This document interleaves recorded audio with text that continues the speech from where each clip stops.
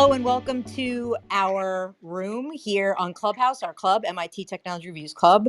We are back again for another great emerging tech conversation with thought leaders. And this time we're going to be focused on mobile innovation and staying a step ahead of consumer demand in that area. So we are here today with our host, a woman who's joined me here on this platform frequently, the Thelma to my Louise here on Clubhouse, MIT Technology Reviews CEO and publisher.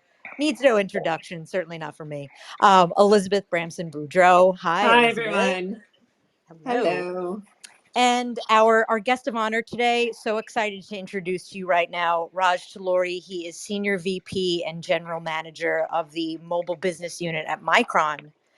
Just a little bit more on Raj, and I'm going to make sure that I post a link to his LinkedIn here in the room so you can dive a little bit more into his background, because he truly is a thought leader in this area. So it behooves you to click on this link, everyone. He is a veteran in the semiconductor industry. He joined Micron after 9 years at Qualcomm, where he was responsible for their Internet of Things business. And before that, Raj held executive positions at Texas Instruments. And if I may say so myself, my TI-83 graphing calculator circa 1996 was an important part of my youth. So I need to acknowledge that moment whenever I think of Texas Instruments. But welcome to Elizabeth. Welcome to Raj. Welcome to you all who are listening us in our club today. And I'm really personally looking forward to, if you couldn't tell, to today's conversation. So Elizabeth, with that, what are we going to be talking about today? A little bit more detail. Yeah, so thank you for that introduction, Caitlin. Raj, it's wonderful to have you here with us. So we're talking about what's fueling mobile innovation and what's coming. Raj is the Senior Vice President and General Manager of Mobile Business at Micron. Raj, you've had like 25 years in the mobile industry and worked with a lot of pretty celebrated companies in the space. I'm imagining you have seen some things. So is it safe to, it is safe, we all know that mobile phones are ubiquitous. We're all holding one in one hand. We might have one in our hip pockets as well. We're depending on them more and more. How has the smartphone evolved over time? And can we look at the history of that evolution to help us see forward and what's to come with any, real insights and clarity about what's around the corner? What is the way you think about the historical context of the future? Firstly, I mean, Caitlin and Elizabeth, it's really my great pleasure and an honor to be on this platform. It's fantastic to talk about something that I'm very passionate about personally, which is mobile phones, the technology in mobile phones, and, what kind of the future holds for mobile phones. And, I mean, as you mentioned, I've been fortunate to be in this space for a long time. And maybe just a little bit of background, I did my PhD here in UT Austin, in image processing and computer vision areas. I started at Texas Instruments working on digital cameras. I love photography. I always loved cameras. And you can see I post a few pictures on LinkedIn every so often. But really, I was fascinated by the concept of, taking pictures with your mobile phone, because, at some point someone once asked me, what's the best camera? And the answer was always the camera you have on you all the time. And there's nothing that you have on you all the time than your mobile phone. It's become kind of indispensable part of everyone's life. And I had the good fortune to start working on one of the very early mobile phone cameras, which were in the Nokia phones. And from then to now, you look at the latest, the Samsung Galaxy phones and iPhones and so on. You can see how much advances have been made in mobile, Mm-hmm.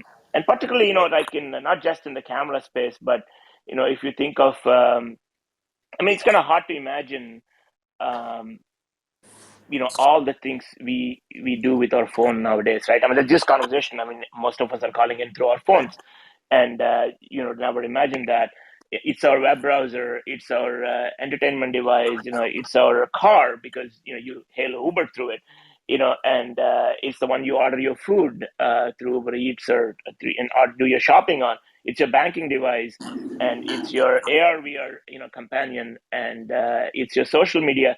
So it's really become an indispensable part of our life, and it's been fascinating to watch that transition over the last many years. And big part of that has been because of all the technology we've been able to pack into that. Yeah. And that's really the key is, not just processors, but processors, memory, storage, cameras, displays. A lot of things changed over time for us to be able to make the phone what it is today. And honestly, it's kind of a disservice to call it a phone. It really is your companion. It's your device that you can't live without. Yeah, so we're continuing to see lots of these features that we thought of as computer features or PC features on our smartphones, and we are getting lots of things in return for that. We're getting quicker refresh rates, better graphics.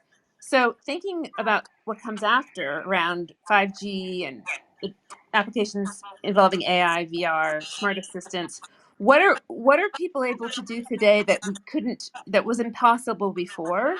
And can you give us some practical examples about, what we've achieved in the milestones we've passed?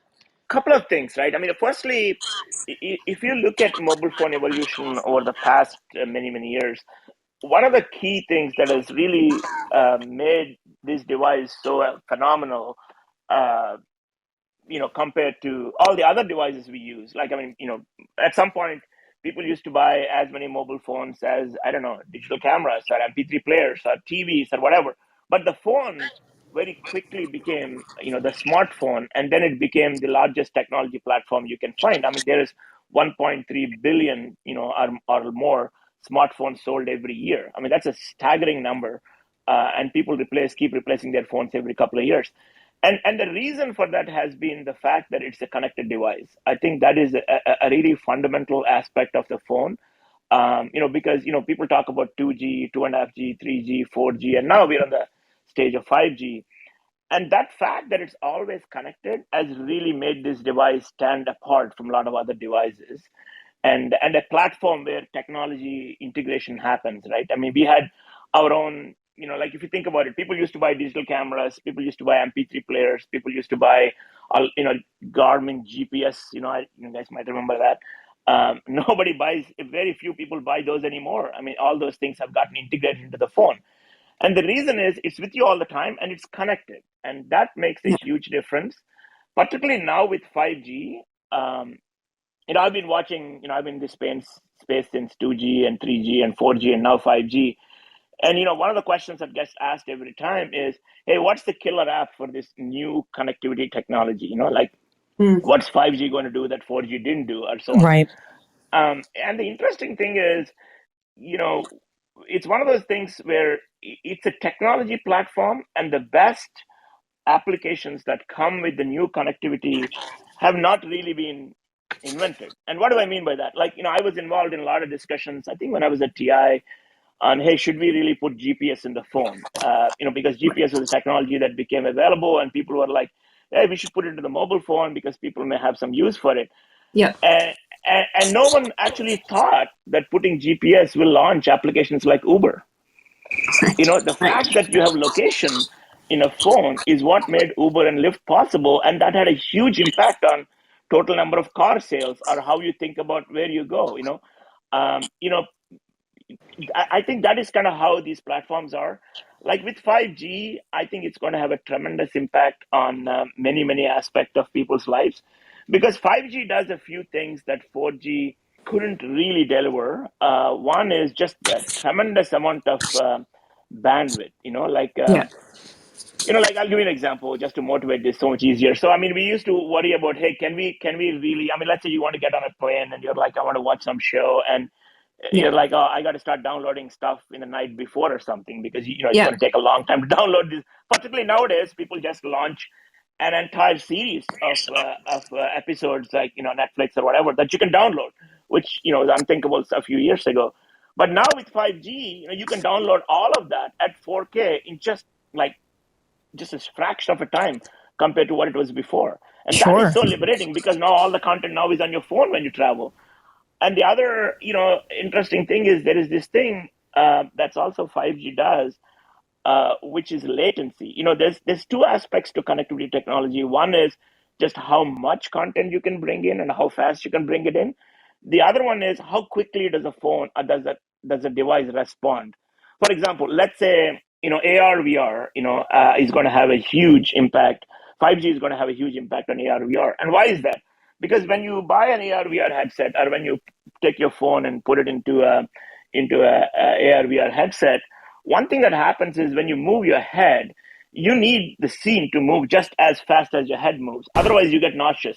There is something called motion to photon latency, which basically means from the time your head moves, how quickly has the scene caught up with it. And one of the reasons, now let's say you're playing an online game, it means that the fact that your head position moved had to be sent up the link and come back down really fast. So the low latency is so key in addition to high bandwidth. And those Right. are some of the things that 5G is going to provide. So that's why a lot of people are excited by 5G, not Right. only for the bandwidth, but also for the latency, right? Hmm. I think that's so you'll see our phones do things that are so much more different with 5G than they were with 4G. And the other big news is that to do these things, you just need tremendous amount of memory and storage. Because if you are going to download an entire series of 10 or 50 15 episodes or multiple seasons, you got to have storage on your phone to store those, because now those are coming down in 4K and 8K. And that's where I think at Micron we are super excited, because that's kind of what we do. We provide that high performance memory and high performance storage to actually store all these videos, and to store and to have that low latency, and to have that immediacy of AR VR experience on the phone, which is kind of where why we spend so much time understanding these applications. So looking at emerging technologies that are coming out, how do you stay on top of the new emerging technologies that are going to impact the industry and growing consumer demand? I know that consumers we're coming to expect a lot from our phones. We want a longer battery life. We want better performance. We want to be able to store all our photographs and 8K video. I know, Raj, you're a very skillful photographer. So how do you stay abreast of those new technologies, and what helps you kind of understand what needs to be built in order to support the consumer, the dynamism of consumer demand? Yeah, I mean that's actually a terrific question, because that is one of the key questions. And maybe just for your audiences, I'll kind of maybe give you a feel for how people like Micron, people like Qualcomm, people like MediaTek, all these people who make processors and other chips into phones kind of think about it, because the timelines are so different, in the sense that when we think of making a processor, or when we think of making some memory device or a storage device that goes into the phone, typically it takes us like 6 months to define the specification. Maybe takes us another year to design it, and by the time we get samples through our fabs and give it to our customers, probably takes us another 4 to 5 months. And then they start the design of the phone, and by the time they launch it, it probably takes another year with all the software and all that. So at any given point in time, we're working on things that will come out into the market minimum 3 years from now. So think about the job of predicting what your phone will be 3 years from now. It's hard enough to predict what it'll do in the next 6 months, right? But the other challenging part is not only just your phone. Once the phone comes out, there are a whole bunch of people who are very smart, very innovative, launch applications on that phone platform that keep coming on a year and a half after that. So typically the innovation cycle of the products we make as a chipset suppliers is 4 to 5 years out when they come to product. So we really have to think about how will people use these phones 4 years from now, and what kind of applications will happen there, and design our products and design the chipsets to be kind of future proof for those kind of Right. use cases, right? So that's the hard part of this job. But we so if you we think about it is, we think in a few years from now you can probably visualize that your back of the phone could be full of cameras, not just three or four. I think the reason that we have three or four cameras in the back is because we managed to solve the zoom problem in the phones in a different way. Zoom lenses always stuck out of the cameras and they're too big. But the way we've solved this in mobile phones is to have multiple lenses with different focal lengths and seamlessly switch through them, so the lens never have to protrude out of the phone like how it does in a camera. That's a very Right. clever way to solve that, right? And I think that is kind Absolutely. of that's kind of things that will kind of try to happen. I feel is that I mean, for example, we are seeing the very early stages of what we call contextual awareness. What that means is, right now, most of you might feel the phone will come up and say, "Hey, you need to leave now. You'll be late for your meeting," or you need to do this, or.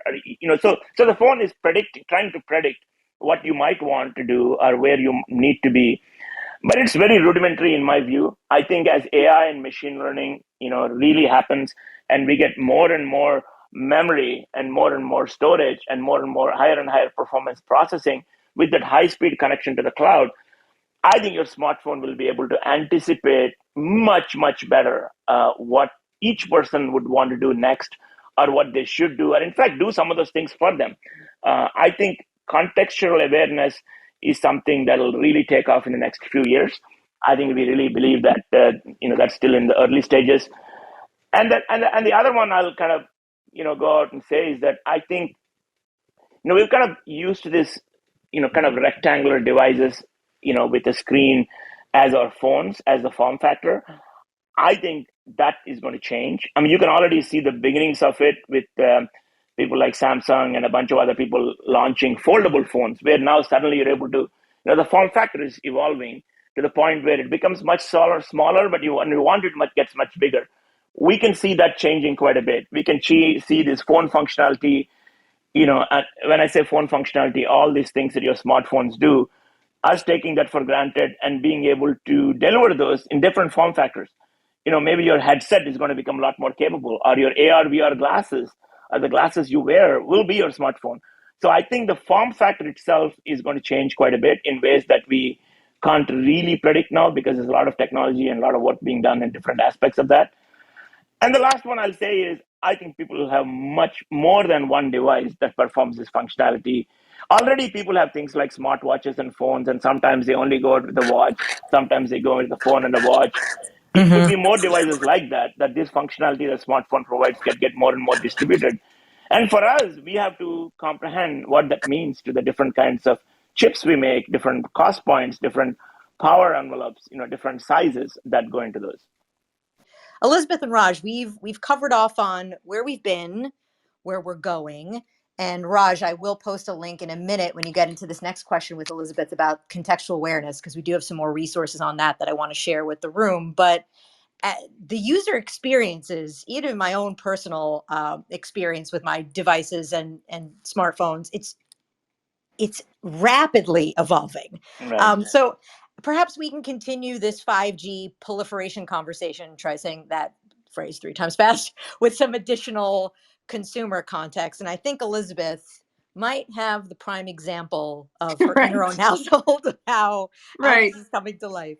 Yeah, so I've got, Caitlin knows I have 2 teenage daughters, and like most kids their age, they are constantly on platforms like TikTok, especially TikTok, but not only.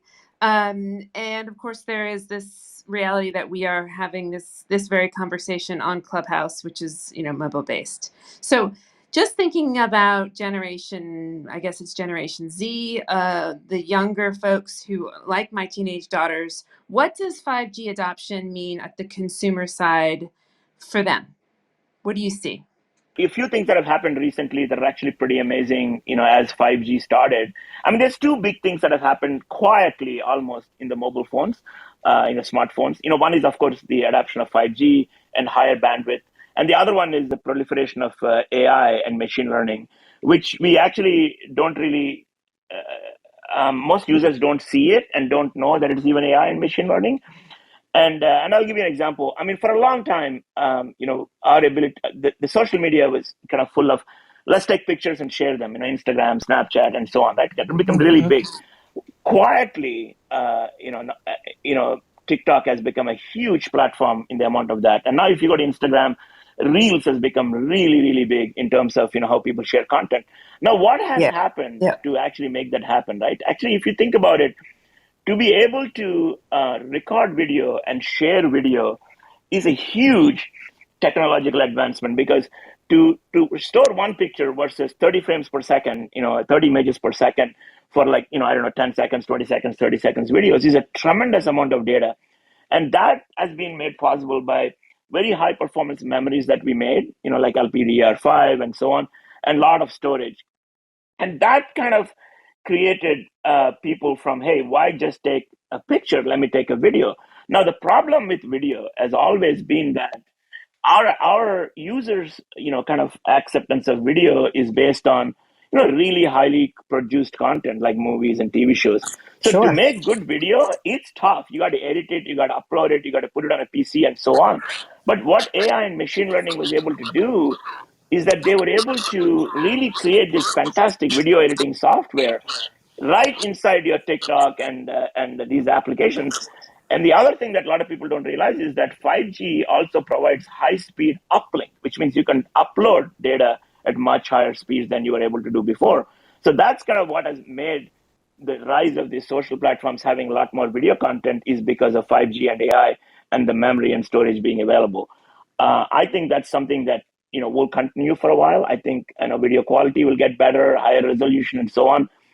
But I think the other use case in 5G that's really going to happen is not just video uploading, but video receiving, right? And it's a use case that we actually think about quite a bit on what will happen with 5G. Like you go to a sports stadium and you watch some content. Many times, a lot of people go to stadiums and not just watch it at home because when you're in a stadium, you can look at the sport from any angle you want, right? Whereas if you're at home, you see what the cameraman delivers. Mm-hmm. Now, what sometimes, for your audience who are into football or one of these sports, you actually see that every so often there's a great play on the field and you get this 360-degree view of that Oh, catch it's or something amazing. like that, right? And now you wonder, how is that happening? Now, the way that happens is there's a whole bunch of cameras in the stadium and people actually record the same scene with multiple different angles, put them all together, create this 360-degree view, and transmit that one thing as a video to you. And that's what you see. Now, when you're in the stadium, you can actually look around and see whatever you want to see. Just imagine, with 5G, you are able to broadcast all those video streams from all those camera angles simultaneously to your phone. And as a user, every user is able to pick from which point they want to see or which 360-degree view they want to see. That is the power of kind of that is the promise, I guess, of the true interactive TV that we've been trying to accomplish for a long time. But I think that is very much possible now with 5G, AI, machine learning, and the kind of processing and memory we're putting in the phones. That every user can now use their phone or even a VR headset and feel like they're at the stadium themselves. Okay, so what about when it comes to you've talked a lot about the internal memory capacity and the storage. We talked about some use case scenarios and some more technical changes. So hardware, Raj, when it comes to smartphone form factors, cameras, internal components, other physical features, what is ahead? Paint the picture, please. Yes, tell us the future. We really want to know. And if you know lotto numbers, please share those as well. Please do. I think the big innovation in the hardware is going to be sensors. I think today a lot of people don't know this. There are probably, last time I checked, like 18 to 20 sensors inside a phone. I mean, there's a sensor that senses the temperature. There's a sensor that senses when you picked up the phone and put it close to your face that the screen turns off. I mean, there's a gyrometer. There's a kind of pedometer that measures how many steps you make. There's so many sensors inside a phone. There's touch sensor, there's displays, there's cameras, and there's microphones. I think more and more sensors will be integrated into the phone. I've seen some really great sensor technology. I mean, you can already see that happening in your watch in terms of measuring biometrics, blood pressure and things like heart rate and so on. I think that is something that's going to become a lot more in the phones. And as I mentioned a little bit earlier, I think the form factor is really going to change. I think still, the phone being a large rectangular block kind of limits a little bit on what it can do because, some people prefer big phones, some people prefer small phones because it Mm-hmm. still has to fit somewhere. But when you get to foldable phones, when you can really fold the phone into something smaller, or you can even roll the phone into a little piece of paper and then you open it up and it comes out. I think those kind of things will really happen. In terms of hardware, there's a lot of work being done on lenses and cameras. I still shoot with my DSLR, Do and you? every time, That's yeah, interesting. I do, and every time I shoot with the DSLR, I also shoot with my phone, and I kind of try to see, okay, what is it my DSLR is able to capture, but my phone is not able to, and there's a lot of areas to improve. Like one of the reasons is low light. Like many times, still, one of the problems to the phone is that the sensor is not so big; it's small, right? You literally have a small hole. So the bigger the sensor, the more light it connects, and the DSLRs have a big sensor and a large lens. But I still think a lot can be done in terms of taking multiple pictures and creating that phenomenal picture that a DSLR can do with your phone. And we caught up a lot. In good lighting, it works well. But in not so good lighting, things that are moving fast, we're still not there. So I actually think there's a lot of innovation on the camera side that's yet to come.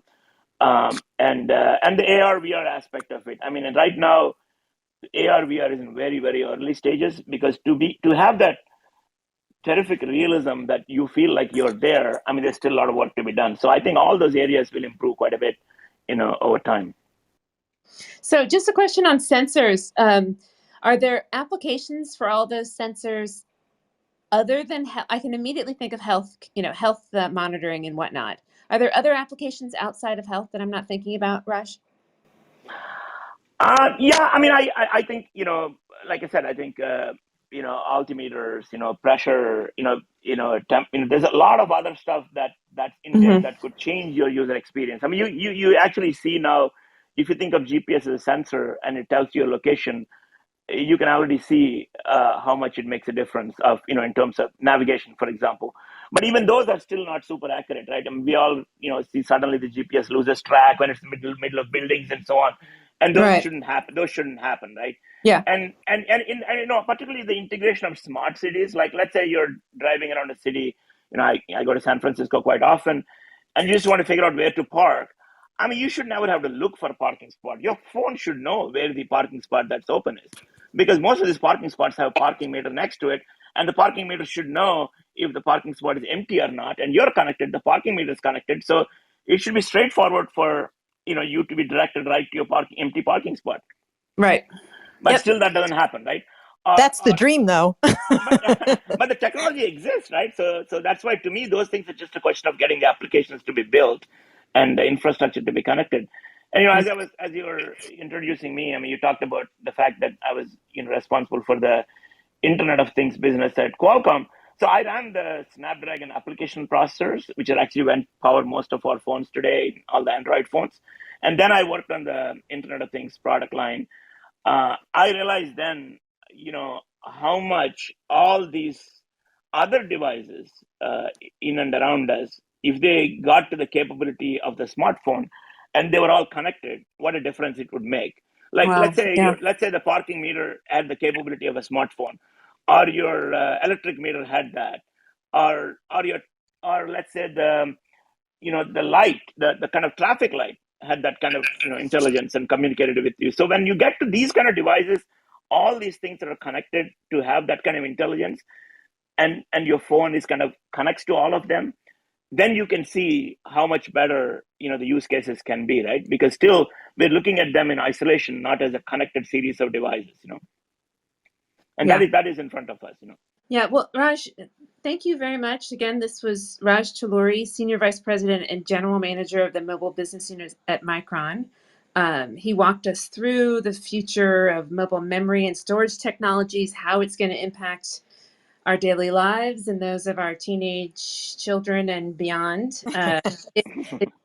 It was great pride and honor to host you today at the MIT Technology Review Clubhouse. So thank you very much, and all the best to you. Yeah, Caitlin and Elizabeth, thank you so much. I really enjoyed thank you. I just want to conclude formally. Yes, a huge thank you to our partners at Micron today for sponsoring today's conversation. Raj, you're a Clubhouse superstar. I look forward to seeing you on this platform much more. Join us anytime. And Elizabeth, as always, Thelma to my Louise.